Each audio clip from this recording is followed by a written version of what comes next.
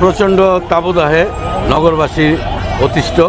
এই পর্যায়ে আমরা গত 3 বছরের মতো এবারও টিম খুরশেদ এবং ওয়ার্কিং ফর বেটার নারায়ণগঞ্জের পক্ষ থেকে এবং আমাদের রাজনৈতিক দল বিএনপির পক্ষ থেকে আমরা নগরবাসীকে কিছুটা স্বস্তি দেওয়ার লক্ষ্যে বিশুদ্ধ ঠান্ডা পানি এবং এই শসা, তরমুজ যেসব ফলের মধ্যে পানির পরিমাণ বেশি এইরকম বিতরণ করার চেষ্টা করছি এবং যতদিন এই তাপদাহ নিয়ন্ত্রণে না আসবে আমরা চেষ্টা করব এইরকম নগরবাসীকে নারায়ণগঞ্জের বিভিন্ন স্পটে এইরকম বিশুদ্ধ পানি এবং শসা, তরমুজ এগুলো বিতরণ করার জন্য।